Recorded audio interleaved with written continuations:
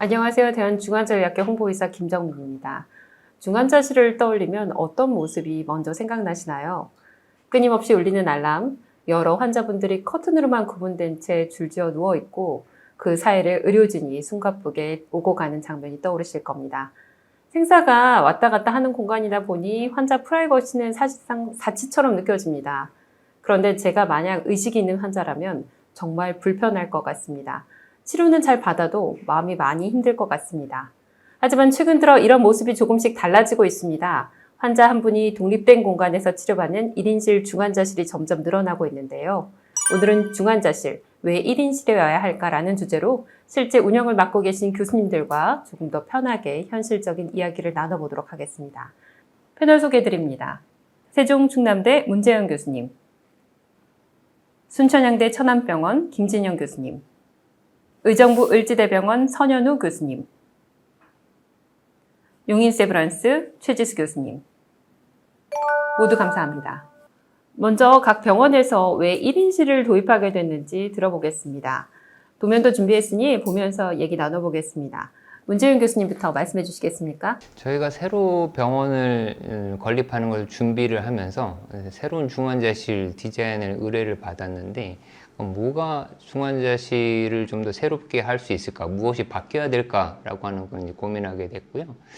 우리 중환자의학을 생각해 보시면 뭐 체계도 많이 발전하고 기술도 발전하고 지식도 많이 쌓이곤 했는데, 우리가 일하는 환경, 또 환자들이 치료받고 있는 환경은 다 비슷비슷하고 적어도 국내의 중환자실 환경들이 크게 달라지진 않았잖아요.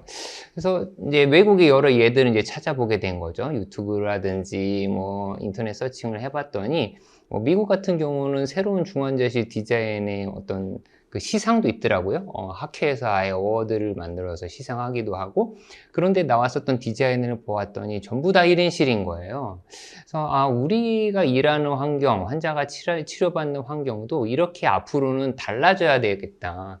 그때 당시는 2017년이었지만 10년, 20년 뒤에는 또 더 발전할 것 아니겠습니까? 그래서 중환자실을 다 1인실로 하자는 제안을 이제 하게 되었고, 특히 이제 저희가 개원한 한 지역은 소아 환자들이 굉장히 많습니다. 그리고 엄마 아빠들이 아무래도 자기 아이가 치료받고 있는 환경을 옆에서 보고 싶어 할 거고, 아이도 엄마 아빠와 함께 치료받을 수 있다라면 정서적인 안정에도 도움이 될 거고, 의료진도 그 아이를 달래기 위해서 소진될 필요는 없으니까요. 그래서 중환자실을 전체 1인실로 하면서 소아중환자를 볼 수 있는 병상 두 곳은 아예 모자동실이 가능한, 그래서 엄마 아빠가 머무르면서 화장실도 그 안에서 이용할 수 있도록 병상 안에 화장실과 소파 베드 이렇게까지 이제 디자인을 하게 된 거죠.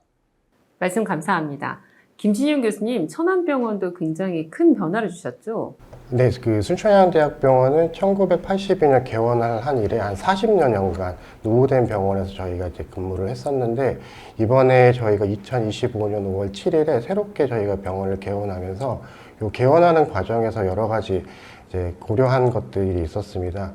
저희가 안타깝게도 상종에서 유일하게 떨어진 병원이어가지고 제도적으로 저희가 상급종합병원으로 다시 올라가기 위해서 어떠한 것들을 준비해야 될지를 많이 고민을 했었고, 그 운영진과 여러 회의를 통해서 중환자실의 구조를 개선하기로 저희가 만들었습니다. 그래서 기존에 저희가 계획했던 중환자실 병상의 80%를 축소를 하고 모든 병상을 1인 병상으로 만드는 걸로 저희가 다시 계획을 해서 구조를 만들었고, 특히 저희가 원했던 거는 아무래도 이제 중환자실 내에서 발생할 수 있는 여러 가지 부작용들이 있는데, 특히 저희가 페디스 가이드랑 같이 선망에 대한 것들을 많이 저희가 신경을 써야 되는데, 저희 병원 같은 경우는 대부분의 중환자실 병상들이 창가 쪽에 놓여 있어서 자연 채광을 통해서 선망을 최대한 줄일 수 있는 구조를 만들었습니다. 실제로 저희가 간접적으로 느끼는 건 운영을 한 지는 얼마 되지는 않았지만 실제로 환자의 선망률이 많이 감소한 걸 간접적으로 체험할 수 있었습니다.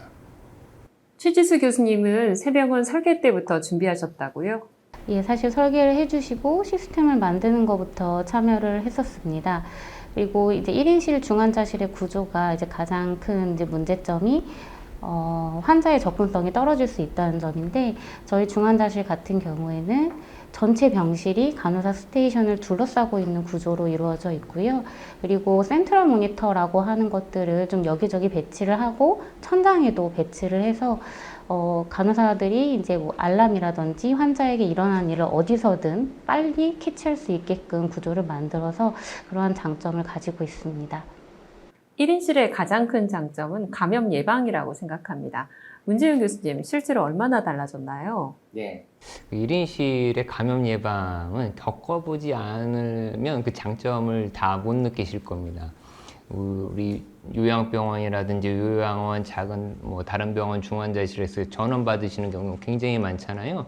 그럴 때마다 VIR가 있으면 어떨까, CRE가 나오면 어떻게 할까, 걱정이 많으신데 1인실 구조에서는 절대 아웃브레이크가 되지 않습니다. 아웃브레이크가 살짝 있다고 하더라도 바로 컨트롤이 되죠. 이런 점에서는 1인실 구조가 갖는 감염 관리의 장점은 정말 1인실로 하길 잘했다라는 생각이 들 정도고요. 과거를 이렇게 생각해 보시면 오픈 병상 안에서 누군가 한 사람 VR이가 나왔다. 그럼 이거 좀 있으면 퍼질 건데 이 사람을 다른 데로 옮겨야 되나, 누굴 바꿔야 되나 굉장히 노심초사하고 걱정하게 되잖아요. 그럴 걱정이 지금은 전혀 없습니다. 말씀 감사합니다. 최지수 교수님, 환자 보호자의 반응도 궁금합니다. 예, 환자분들이나 보호자분들도 1인실을 이용하고 계시다는 생각을 가지기 때문에 많이 좋아하기도 하시고요. 특히나 중환자실 치료라고 하는 것들이 이제 프라이버시를 많이 침해받는 것들이 많이 있는데, 환자분들은 그런 거를 보호받고 있다라는 느낌을 가질 수 있어서 좋아하시는 것도 있고, 보호자분들 같은 경우에는 일단 면회하실 때 다른 사람들에게 이제 제약을 받지 않고 본인이 하시고 싶은 말씀이나 환자와의 대화라는 것들을 조금 더 자유롭게 하시는 거를 굉장히 좋아하시고, 특히나 임종면회 때는 그 1인실 구조라는 것이 크게 장점이 있는 것 같습니다. 하지만 의료진 입장에서 힘든 점도 많을 것 같습니다. 특히 동선이 길어지게 되면서 1인실에서 근무하면 절로 다이어트가 된다는 얘기도 있는데요. 선현우 교수님, 실제로 그렇습니까? 네, 실제로 1인실이 많은 중환자실에서 근무하다 보면 동선이 굉장히 길게 됩니다. 어떻게 보면은 1인실 중환자실 근무하는데 어떤 장점이 될 수도 있겠습니다.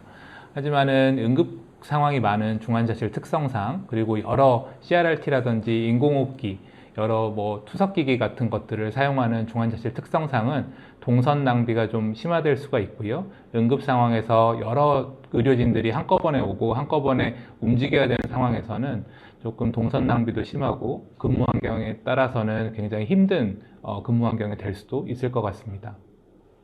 김진영 교수님, 이렇게 1인실이 또 비용 부담도 클 것으로 생각이 됩니다.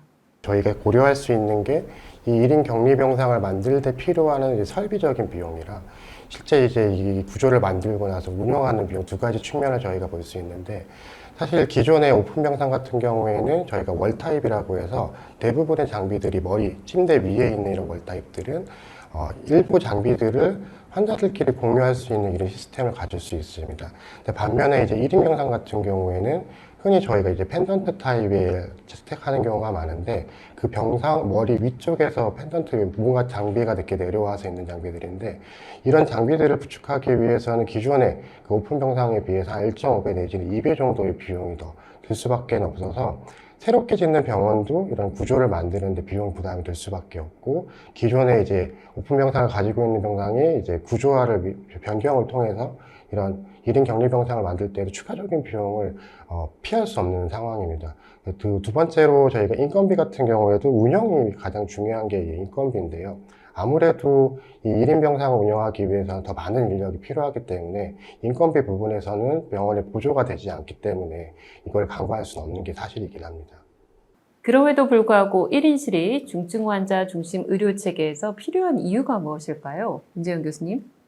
우리가 중환자 의학을 수련하고 또 실행을 할 때 우리나라도 마찬가지고 외국의 여러 이제 학회도 마찬가지고 가장 지금 강조하고 있는 것이 환자 중심 치료입니다. Patient Centered Care. 그러면 생각을 해보면 프라이버시라든지 디그너티 이런 것이 환자 중심 치료에서 굉장히 중요한 부분인데, 이 오픈 병상에서 이걸 가능하게 할 수 있을까요? 1인 병실 구조가 되어야 환자에게 세밀한 이모셔널 서포트를 해주고 그 안에서 보호자의 이야기도 많이 듣고 지지 치료를 해주고 환자의 존엄성도 끝까지 돌아가실 때까지 보장을 해주고 치료 과정에서도 항상 프라이버시가 보장이 되고 라고 하는 것을 진짜 실현할 수 있는 것이죠. 그래서 1인 병실 구조는 단순히 하드웨어적인 측면이 아니고 우리가 배웠던 것, 지금 현재 중환자의학에서 가장 중요하게 생각하는 가치, 치료의 핵심, 이것을 실현할 수 있는 중요한 방법이자 전제 조건이라고 저는 생각합니다. 9월이 되면 전공의들이 돌아온다는 소식이 있습니다.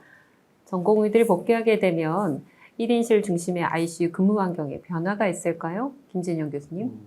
일단 저희가 9월에 전공의가 복귀를 하기로 했는데 실제 이런 환경적인 요소가 복귀한 전공의들에게 어느 정도 도움이 될지는 사실 미지수입니다. 저희가 얼마 전에 저희 전공의 대표들과 잠깐 이제 면담을 한 적이 있었는데 이런 환경적인 요소보다는 그 전공의들이 이제 근무적인 요건을 더 저희에게 요청을 했었고, 뭐 근무 형태라고 하는 거는 당직을 줄여달라거나 중환자실을 보는 환자 수를 줄여달라거나 이런 것들의 요청이었기 때문에 1인 격리 병상으로 만들었다고 해서 중환자실의 이런 근무 형태가 크게 아직까지는 변경은 없을 것 같다고 저희는 생각하고 있습니다.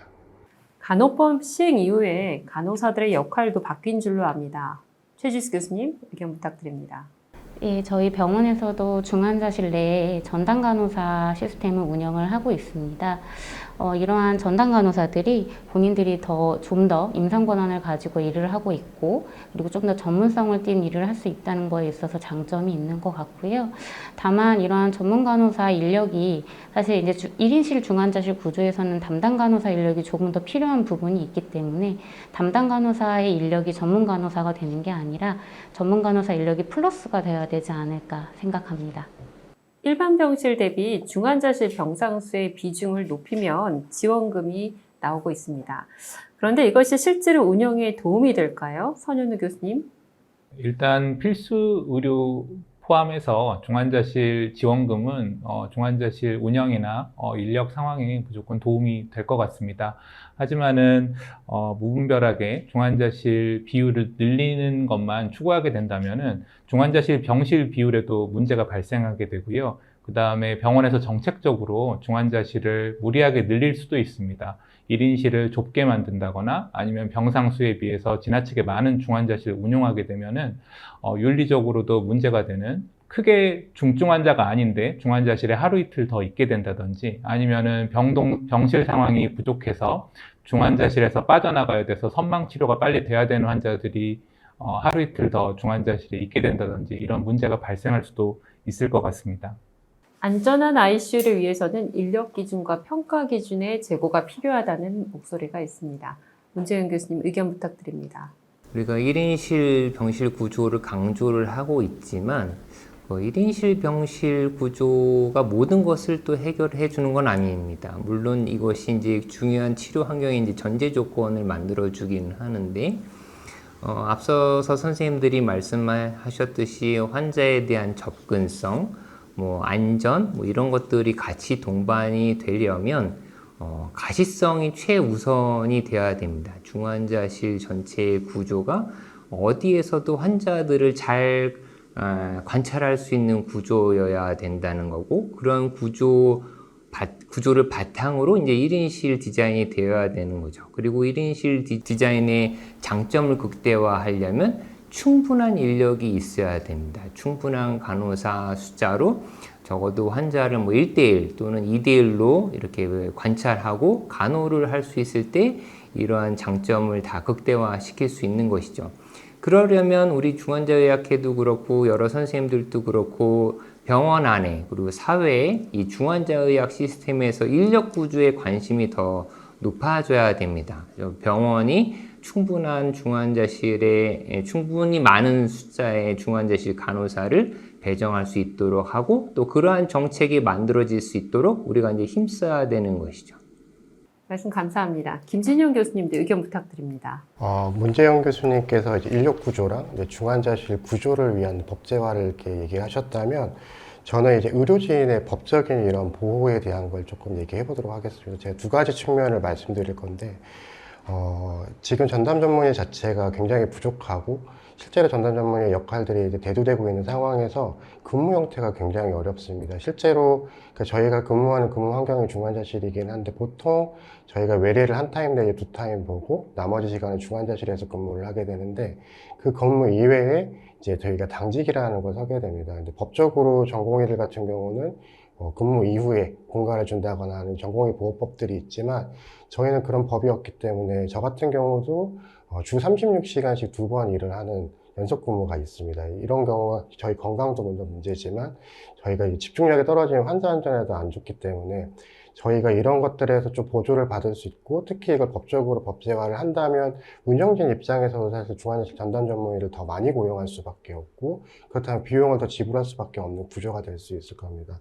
또 하나는 가장 중요한 게 소송에 대한 문제인데요. 저희가 중환자실 전담 전문의로서 역할이 사실 두 가지가 있는데, 본인이 주치의로서 직접 보는 경우가 있고, 다른 교수님들의 환자를 저희가 어시스트하고 서포트를 해서 환자를 보는 경우가 있습니다.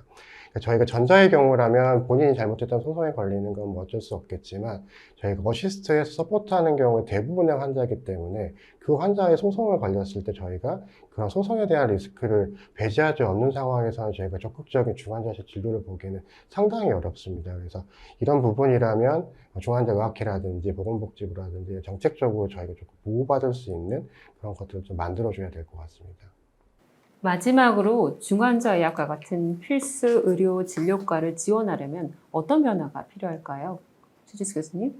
중환자의학과 같은 필수 의료 진료과를 하고 싶어하고 꿈꾸고 있는 전공의들이나 의대생들은 분명히 있을 거라고 생각을 합니다. 다만 이런 희망을 가지고 있는 선생님들이 지금 그 본인들이 하고 싶어하는 일을 하고 있는 사람들이 힘들어하는 모습만 본다면 사실은 이제 그런 일을 선택하지 않을 거라고 생각을 합니다. 아까 김진영 교수님 말씀하셨던 것처럼 당직 후에도 퇴근하지 못하고 일을 하고 있는 모습이라든지, 주말에도 쉬지 못하고 당직을 서야 하고 출근을 해야 되는 이런 모습만을 보여주게 된다면 사실 이제 그런 일을 꿈꾼다고 하더라도 선택하기는 쉽지 않을 거라고 생각을 합니다.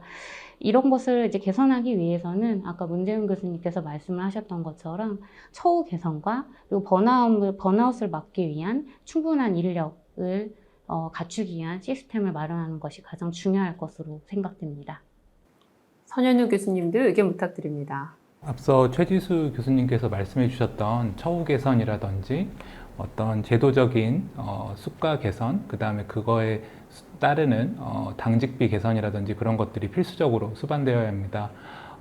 그것과 더불어서 중환자실은 환자 치료를 위한 중요한 공간이기도 하지만은 저희 같은 전담 전문의들에게는 직장입니다. 저희가 이제 최소 일주일에 40시간 혹은 누구는 80시간 이상 머물러야 하는 공간이고요. 그런 공간들을 좀 제도적으로도 정비하고 환경적으로도 정비해서 머물면서 항상 이제 환자들만 스트레스를 받는 게 아니라 의료진들도 굉장히 많은 스트레스를 받고 있기 때문에 그런 환경들을 제도적으로 정비를 해서 일할 수 있는, 좀 일하면서 즐거울 수도 있는 그런 의사와 간호사들이 될 수 있는 그런 환경이 되면은 좀 더 환자들에게 좀 더 나은 환경, 그리고 치료가 좀 더 가능한 환경으로 바꿀 수가 있을 것 같고, 필수 의료에 대한 지원자들도 덩달아서 좀 늘 수 있지 않을까, 그런 기대를 하게 됩니다. 오늘 이야기를 들어보니 중환자실 1인실이 단순한 유행이 아니라 환자 안전과 의료진을 위한 필수 변화라는 걸 알게 되었습니다. 다만 1인실의 효용을 극대화하기 위해서는 적당한 보상과 제도 개선이 없으면 유지하기 어려운 현실도 알게 되었습니다.